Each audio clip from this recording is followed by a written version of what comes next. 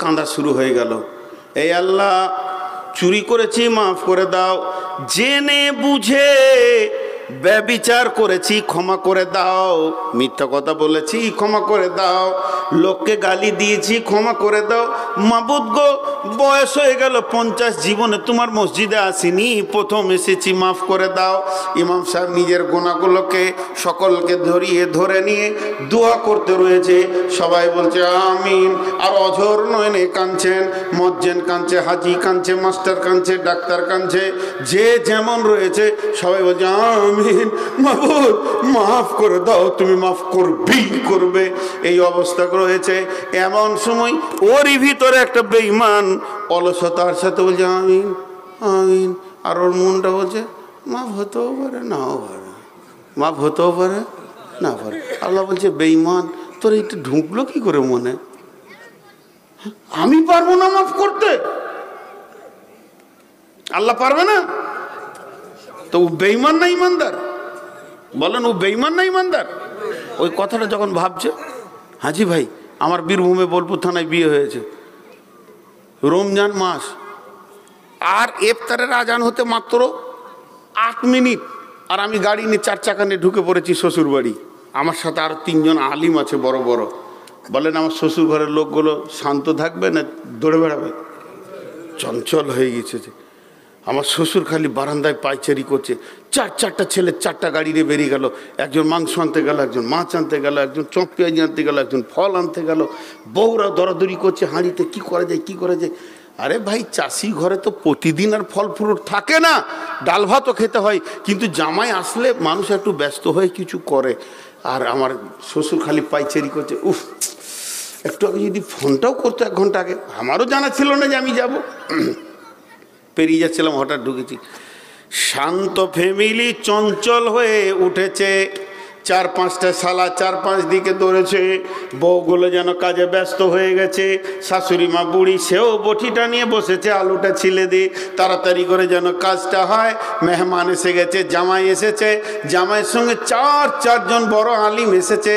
তার মানে কি, আমি এক কথাই বোঝাতে চাইছি, সুস্থ ঘর চঞ্চল হয়ে উঠে গেল। গোটা ফ্যামিলি দরাদরি করছে, কে কোথায় পানি খাবে জানি না, কে কোথায় ইফতার করবে জানি না, শুধু আমার সম্মানের জন্যে। আর আমি আমার বন্ধুদেরকে নিয়ে বটুখানায় বসে বসে গল্প করছি। বিয়ে হয়েছে, ঘর ভালো, সবই ভালো, কিন্তু খেতে দিবে কিনা জানি না। আর এই কথাটা যদি আমার শ্বশুরের কানে পড়ে, আমার শ্বশুর কত খুশি হবে আপনারা বলেন। আমার শ্বশুর আমাকে গাল না দিল, আমার বাপকে দিবে বিয়াই বলে, বলে কোন বাঁদরের বাচ্চা রে, এইটা কি করে তোর মনে এলো। আমার 4টা ছেলে 4 দিকে ধরেছে, 4টা বৌমা দরাদরি করছে, আমার বুড়িটাও দরাদরি করছে, আর খেতে দিতেও পারে না পারে, এটা তোর মনে কি করে এলো। যেদিন রমজান পৃথিবীতে আসে, সেই দিন গোটা আসমান জগৎ তোলপাড় হয়ে যায়, জিব্রাইল মিকাইল দরাদরি ছুটাছুটি হয়ে যায়। জাহান্নামের দরজাগুলো বন্ধ করো, জান্নাতের দরজাগুলো খুলে দাও, মাগফিরাতের ক্ষমার দরজাটা খুলে দাও, আমার কাছে গুনার দপ্তরগুলো আল্লাহ বলছে এনে দাও।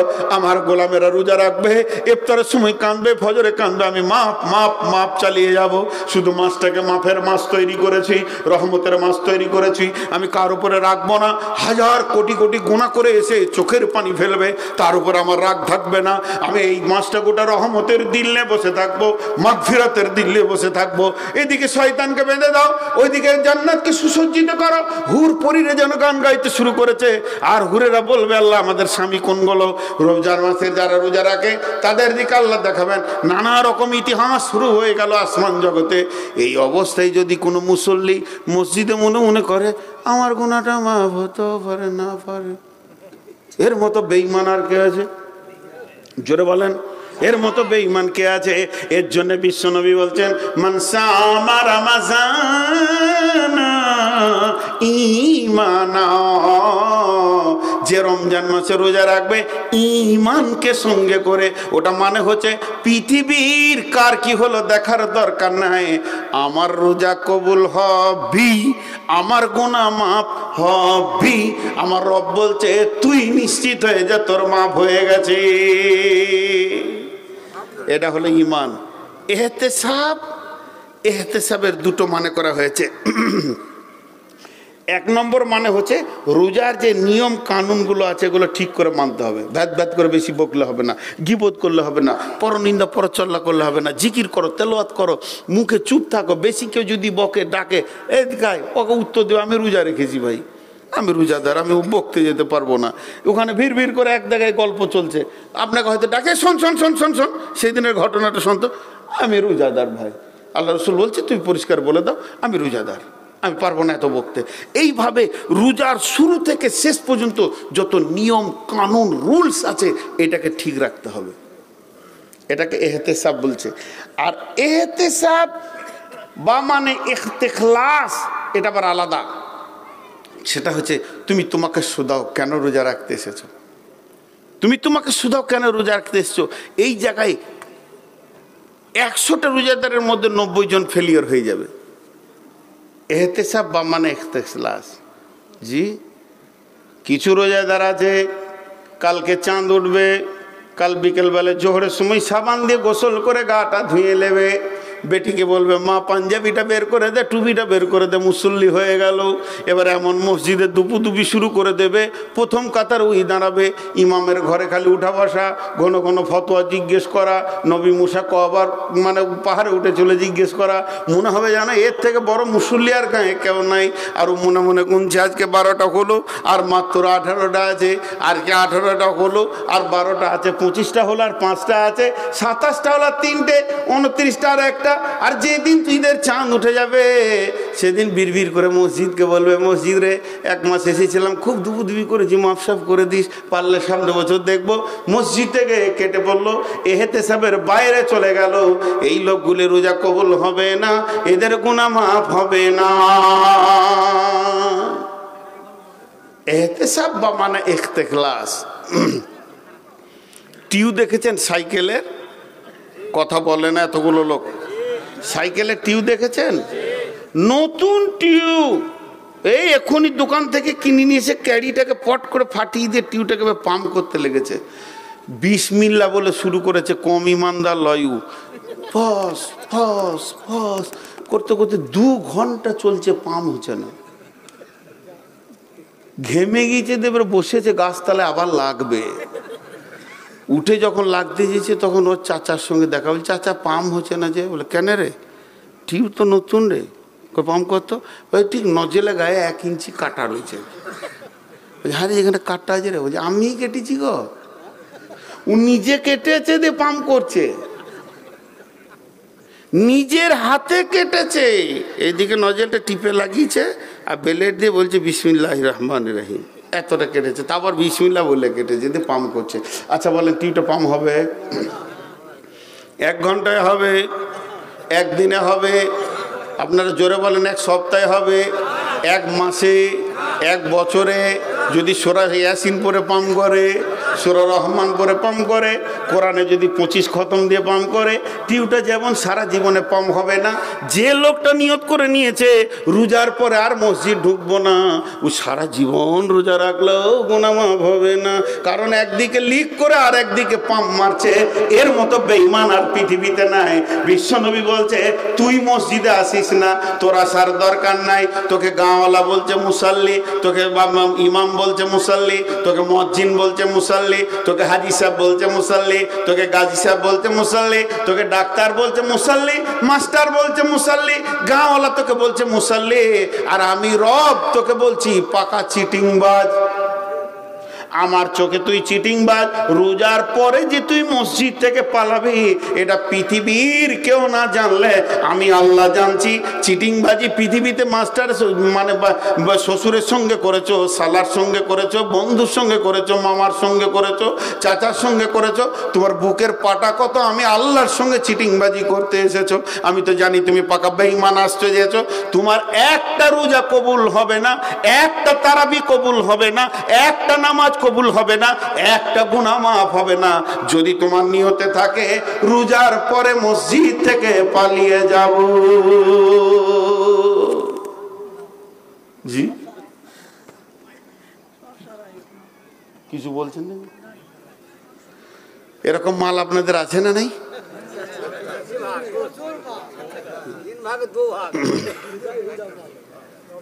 হ্যাঁ রে ভাই, রোজা মাসে মসজিদে জোয়ার লেগে যাবে, তারপরে সব হারিয়ে যাবে।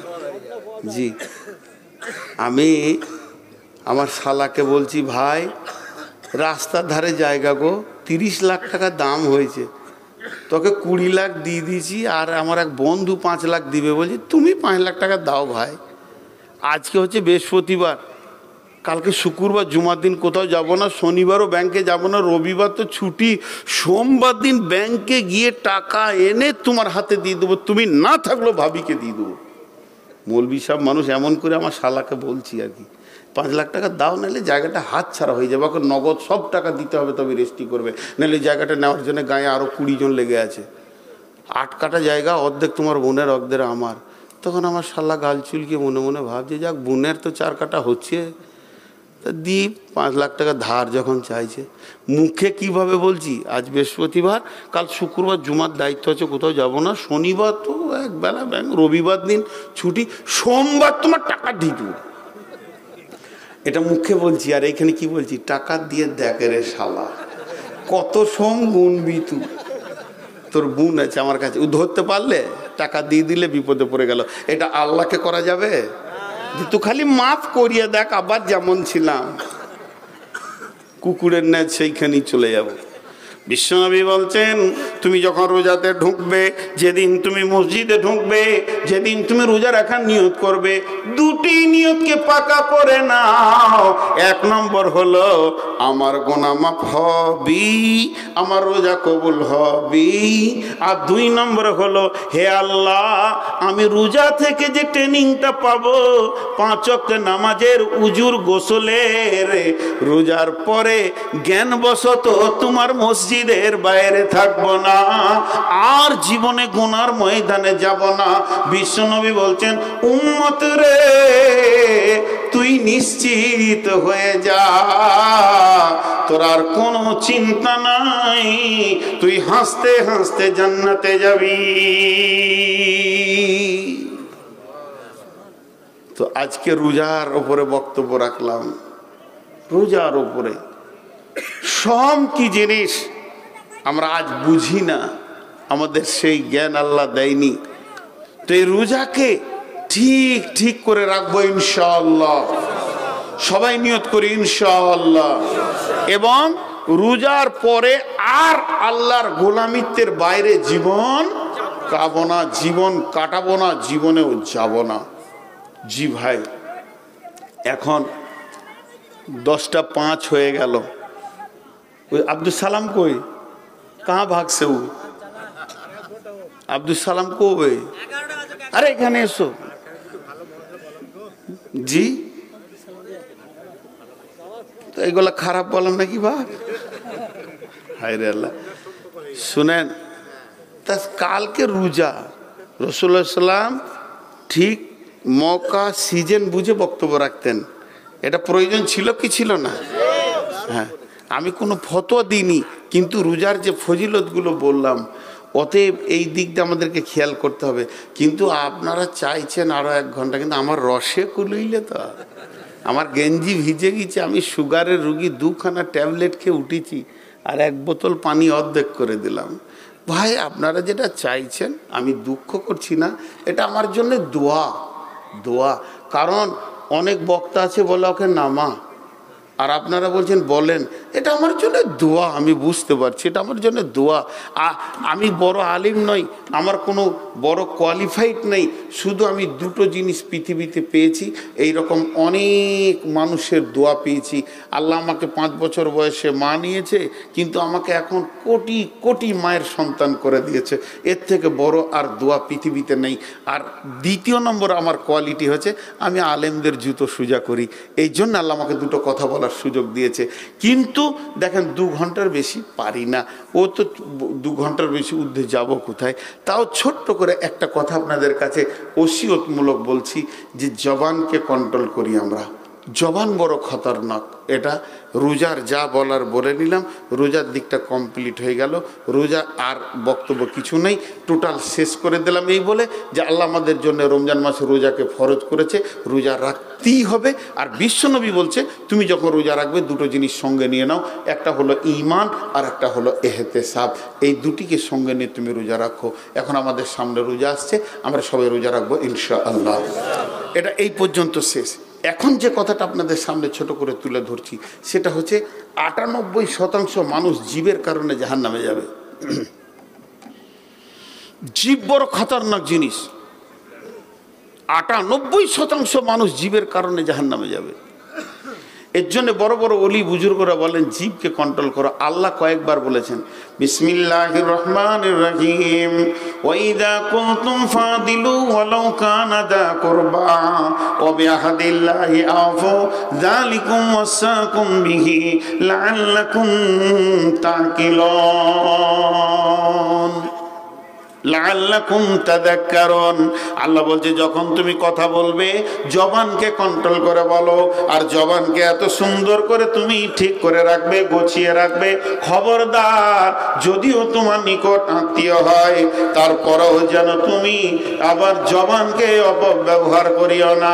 এর জন্য আল্লাহ তাবারাক ওয়া তাআলা বলছেন লাইসাল বিররা আন তুওয়াল্লু উজুহাকুম কিবালাল মাশরিকি ওয়াল মাগরিবি ওয়ালাকিন্নাল বিররা آمن بالله واليوم الآخر وأقام الصلاة واليوم الآخر والملائكة والكتاب والنبيين وآتى المال على حبه ذوي القربى واليتامى والمساكين وابن السبيل والسائلين وفي الرقاب وأقام الصلاة وآتى الزكاة والموفون بعهدهم إذا عاهدوا والصابرين في البأساء والضراء وحين البأس أولئك الذين صدقوا وأولئك هم المتقون। একটা উদাহরণ দিব। পাম্প মেশিনে পানি তোলে, পানি রাখে, পানি তোলে কিন্তু পানি রাখতে পারে না, ওর ক্ষমতা নাই। চেম্বার পানি তুলতে পারে চৌবাচ্চা, কিন্তু রাখতে পারে। একটা হলো পাম্প মেশিন আর একটা চেম্বার, দুটোই দরকার। পাম্প মেশিন পানি তোলে, পানি রাখতে পারে না, আর চেম্বার পানি রাখে, পানি তুলতে পারে না। এটা দু জায়গায় উদাহরণটা ফিটিং হবে, নারী পুরুষের জায়গায় হবে, আবার মুত্তাকির জায়গাতেও ফিটিং হবে। যারা আলিম তারা শুনেলেন নারী পুরুষে কেমন। পুরুষকে আল্লাহ ইনকাম করার ক্ষমতা দিয়েছে কিন্তু টাকা রাখার ক্ষমতা কম দিয়েছে। ও যত মেশিনের মতো করে তত ফুরফুর করে যায়। মেয়েরা যদি ঠিক ব্রেনিয়ান হয় তাহলে টাকাটা ঘরে গুছিয়ে থাকবে। এটা আল্লাহ কোরআনে বলেছেন যে ও কি ওয়াল হাফিজুনা লিল গায়বি বিমা হাফিজাল্লাহ। হে নারী, তুমি তোমার পুরুষের সঞ্চয়কে সুন্দর করে গুছিয়ে রাখো। আবার মেয়েদের হাত যদি আলগা হয়ে যায় তো ওই সংসার মানে একদম দেউলিয়া হয়ে যাবে।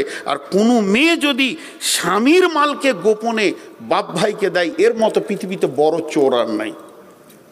এর জন্য কিয়ামতের মাঠে খুব কঠিন আদালতে চলে যাবে। এর জন্য পুরুষকে ইনকাম করার ক্ষমতা দিয়েছে, রাখার ক্ষমতা কম দিয়েছে।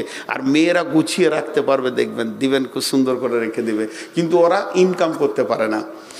আর এটা মুত্তাকির জন্য কেন বললাম? আল্লাহ আমাদেরকে মুত্তাকি বানালেন। রোজাতে কি করা হলো? রোজা আমাদের কাছে এলো কেন বলেন?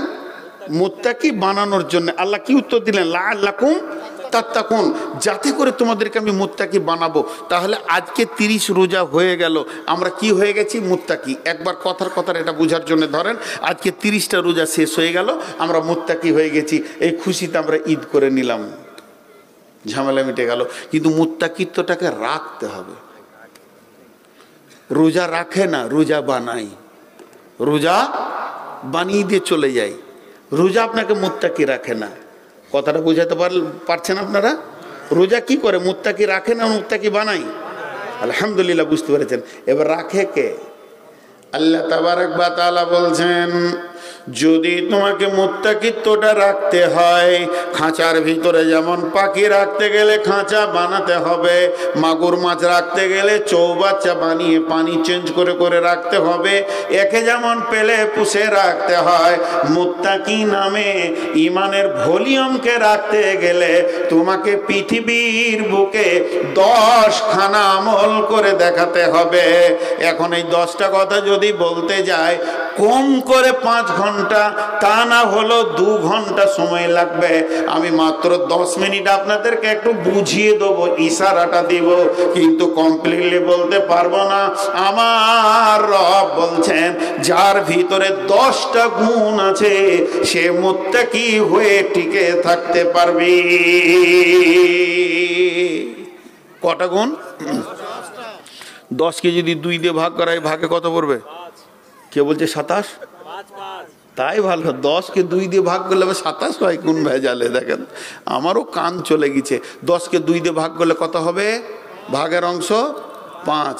তাহলে 5টা হলো ইমান, 5টা হলো আমাল। ইমান আলাদা, আমাল আলাদা।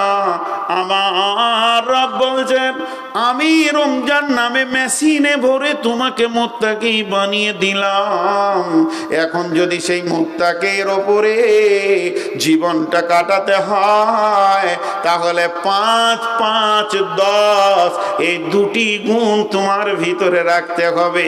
5টা জিনিসের ওপরে ঈমান আনতে হবে আর 5 খানা আমল করতে হবে। মান আমানা বিল্লাহি ওয়াল ইয়াউমিল আখিরি ওয়াল মালাইকাতি ওয়াল কিতাবি ওয়ান নবিয়্যিন, এই 5টা আমল করতে হবে আর আমি ঈমান আনতে হবে আর আমল করতে হবে কে?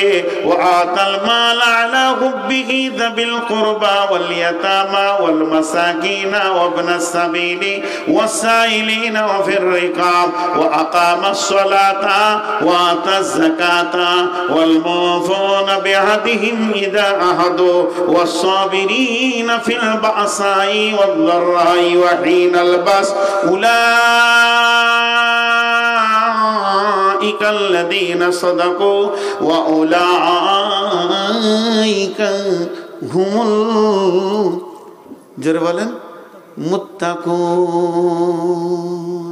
আল্লাহ বলছে, এটা মানুষ বলেনি। প্রথম নম্বরে আল্লাহর উপর ঈমান আনতে হবে। কার উপর ঈমান আনতে হবে? 2 নম্বরে আখিরাতের উপর ঈমান আনতে হবে। আখিরাত আছে, কিয়ামত আছে, মরার পর একটা লম্বা জিন্দেগি আছে, এর উপরে ঈমান আনতে হবে। কবরের আযাব সত্য, হাসর সত্য, পুলসেরাত সত্য, মিজান সত্য, দাঁড়িপাল্লা সত্য, এর উপরে কামিল ঈমান আনতে হবে। ওয়াবিল আখিরাতি হুম ইউকিনুন, আখিরাতের ব্যাপারে দৃঢ় বিশ্বাসের কথা বলা হয়েছে। 3 নম্বরে ওয়াল মালাইকা, আল্লাহর ফেরেশতাদের উপরে ঈমান রাখতে হবে। ফেরেশতা বলে একটা জগৎ আছে আর ফেরেশতা বলে আল্লাহর একটা আপনার কিনা জীব আছে, আমার রব তাদেরকে বানিয়েছেন, ঈমান রাখতে হবে।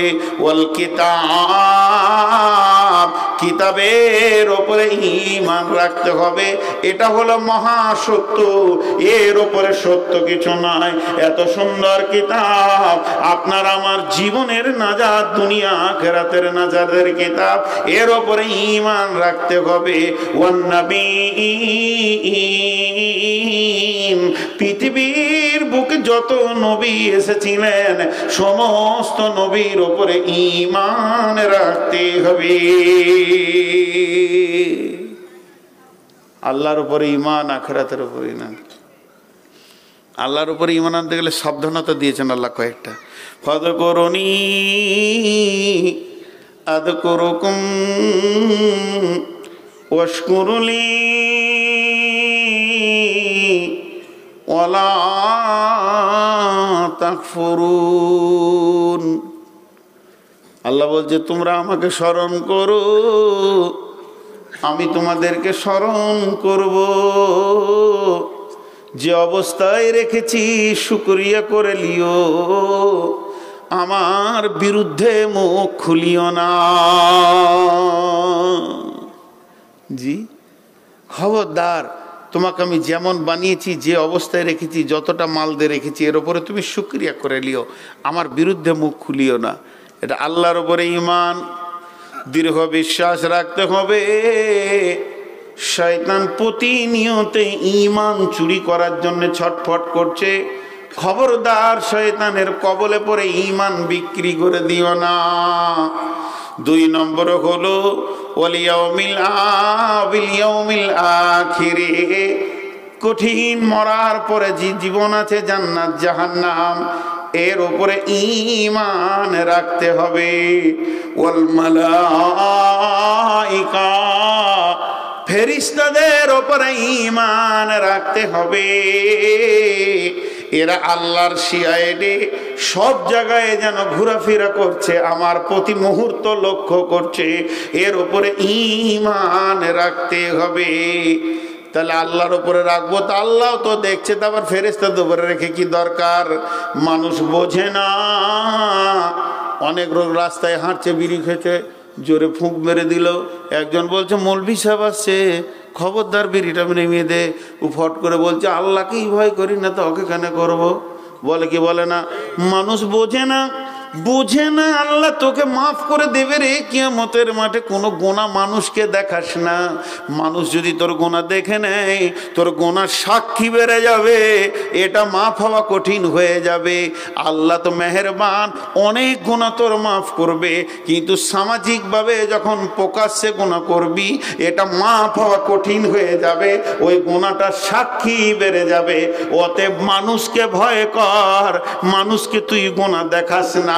খবরদার, ওল মালাইকা, এরা তোর বিরুদ্ধে সাক্ষী দেবে রে। খবরদার, জেনেলে আল্লাহর রহমতের ফেরেশতা তোর আগে পিছে রয়েছে। আল্লাহর ফেরেশতা সিআইডি কাজ করছে, এর উপরে ঈমান রাখতে হবে। ওয়াল কিতাব, এই কিতাবটার মধ্যে কোনো সন্দেহ নাই, সমস্ত সত্য আছে, এর উপরে দৃঢ় বিশ্বাস রাখতে হবে। ওয়ান নবীন, পৃথিবীর বুকে যত নবী এসেছিলেন, এদের উপরে ঈমান রাখতে হবে। নবীরা সত্য ছিলেন না মিথ্যা? আচ্ছা, একটা কথা জিজ্ঞেস করি, আগেকার লোকরা সাদা বাটা মোটা কম বুদ্ধি ছিল, আর এখনকার মানুষ বেশি চালাক লয়? বলছে হ্যাঁ। এইটা মানুষ সবসময় মুখে লেগে থাকে, এটা বললে গুনাহ হবে গো। পৃথিবীটা শুরু হয়েছে নবী দিয়ে, আদম থেকে, তার মানে ওই কটাই হচ্ছে বোকা, আর এখন মাতাল কটাই চালাক। কি আজীব কথা দাবি। আগেকার লোকরা বোকা ছিল। আগেকার লোকরা একটা মূর্খ মাঠে চাষি যতটা আল্লাহকে চিনেছে, এখনকার অত পণ্ডিত অত আল্লাহকে চিনে নাই। দেখবেন ভেবে, আগেকার দাদু নানাদের যে আল্লাহর ভয় ছিল, চোখের পানি ছিল, এখনকার আলিমদের চোখে পানি নাই, মুফতিদের চোখে পানি নাই। খবরদারি কথা বলবেন না, গুনাহ হবে। তাহলে নবীর উপরে ঈমান আনতে হবে। তাহলে 5টা ঈমান হয়ে গেল। আল্লাহর উপরে ঈমান, আখিরাতের উপরে ঈমান, ফেরেশতার উপরে ঈমান, কিতাবের উপরে ঈমান, নবীদের উপরে ঈমান। এবার আমল করতে হবে 5টা। ওয়াতাল মালা, মাল দান করতে হবে। আল্লাহ 6টা জায়গার কথা বলেছেন, জাবিল কুরবা ওয়াল ইয়াতামা ওয়াল মাসাকিনা ওয়াবনাস সাবিলি ওয়াসাইলিনা ওয়া ফির রিকাব, নিকট আত্মীয়কে, এতিমকে, মিসকিনকে, আর যে ভিখারি তোমার দরজায় আসবে, আর বন্দিকে, আর সাইলকে, এদেরকে তোমাকে দান করতে হবে। ওফের রেকাব। তারপরে 2 নম্বর, 1 নম্বরে মাল দান করতে হবে, 2 নম্বরে ওয়াকামাস সালাতা, নামাজ আদায় করতে হবে, 3 নম্বরে ওয়াতাজ যাকাতা, যাকাত দিতে হবে, 4 নম্বরে ওয়াল মুফুনা বিআহদিহিম ইদা আহাদু, যখন কার সঙ্গে কোনো কথা ওয়াদা হয়ে যাবে, তোমাকে আমি এইটা দিব, তুমি আমাকে এইটা দেবে, তোমাকে আমি এতটা দিব, তুমি আমাকে এতটা দেবে, তোমাকে আমি বেলা 12টায় দেখা করব, তুমি আমাকে 12টার সময় মানে পলাশিতে দেখা করিও। যখন তুমি কোনো ওয়াদা করবে, ওয়াদা পুরো করবে। ওয়াল মুফুনা বিআহদিহিম ইদা আহাদু, এবং আল্লাহর যত আইন আছে সমস্ত আইনগুলোকে পুরা করতে হবে। আর ওয়াসসাবিরিনা ফিল বাসাই ওয়াদ দাররাই, বিপদে আপদে এবং জিহাদের ময়দানে ধৈর্য ধরতে হবে। তাহলে আমল হলো 5টা। 1 নম্বরে মাল দান করো, 2 নম্বরে নামাজ পড়ো, 3 নম্বরে যাকাত দাও, 4 নম্বরে বিপদ আপদে ধৈর্য ধরো, আর 5 নম্বরে ওয়াদা পূরণ করো। তাহলে 5 5 10 হয়ে গেল। এবার 10টাকে একসঙ্গে গুনিয়ে দিই। 1 নম্বরে মাল দান করো, 2 নম্বরে নামাজ পড়ো, 3 নম্বরে যাকাত দাও, 4 নম্বরে ওয়াদা পূরণ করো, 5 নম্বরে বিপদ আপদে ধৈর্য ধরো। এবার 10টা গুনেলেন। আল্লাহর উপরে ঈমান, আখিরাতের উপরে ঈমান, ফেরেশতার উপরে ঈমান, কিতাবের উপরে ঈমান, নবীদের উপরে ঈমান, মাল দান করো, নামাজ পড়ো, যাকাত দাও, ওয়াদা পূরণ করো, বিপদ আপদে জিহাদে ধৈর্য ধরো। এই 10টা গুণ যার ভিতরে থাকবে, এই 10টা গুণ যার ভিতরে থাকবে, 10 গুণে গুণান্বিত যে হবে, আমার আল্লাহ বলছেন উলাইকাল্লাযীনা সাদাকু, এরাই হলো সত্য, ওয়া উলাইকা হুমুল মুত্তাকুন, এরাই হচ্ছে মুত্তাকি। কষ্ট হচ্ছে আমার তো, বছরের শেষ দিক তো। এবার আপনাদেরকে ছোট ছোট করে 3টে কথা বলি। আমরা সকলে রোজা রাখবো ইনশাআল্লাহ। তো রোজা কি করে? মুত্তাকি বানিয়ে দেয়। আর এই 10টা আমল করলে মুত্তাকি আমরা থেকে যেতে পারবো, রেখে দেবে এরা। তো আমরা এই 10টা আমল করবো ইনশাআল্লাহ এবং মুত্তাকি হব। এখন আপনাদের সামনে আমি এমনি মৌখিক দোয়া দিব ভাই। একটা মাযহাবের আড়াল পৃথিবীতে থেকেই গেছে, চলছে, গ্যাপ হয়ে গেছে। এই গ্যাপটাকে আমি আবার পছন্দ করি না, কিন্তু তারপরেও আমার যারা মুরব্বী আলেম রয়েছেন তাদের কথা মেনে চলাটাই ভালো। বিধায় আপনারা আপনাদের ইমাম সাহেবকে নিয়ে দোয়া করে নেবেন। আমি মৌখিক দোয়া দিচ্ছি, আপনারা আমিন বলবেন। আর আপনাদের কাছে আমি একটা দাবি রেখে যাচ্ছি, এটা বছরের শেষ জালসা। আগামীকাল থেকে আর আমার এবছরের কোনো জালসা নেই, রোজার পরে আছে, সেগুলো আমি বছর দ্বিতীয় ধরি। তো বিধায় প্রথম জালসা কখন শুরু করেছিলাম ভুলে গেছি, কাটিহারকে দিয়ে শুরু করেছিলাম, নদিয়াকে দিয়ে শেষ করলাম। আল্লাহ বাংলাদেশ টাংলাদেশ সব দুনিয়া ঘুরিয়ে নিয়ে আসলো। শেষবারে আপনাদের কাছে আমি একটা আবদার রাখছি। আমি একটা মাদ্রাসা এবং 2টা মসজিদ আল্লাহ আমার হাত দিয়ে নিয়েছে, প্রায় 1,30,40 লক্ষ টাকা কাজ করলাম। তবে আপনাদের মসজিদে এসে আমি একটা জিনিস দেখতে পেয়েছি। তবে আপনাদের ইমামকে এখনও চিনতে পারিনি, কে ইমাম, কয়েকটা মুলবি দেখলাম।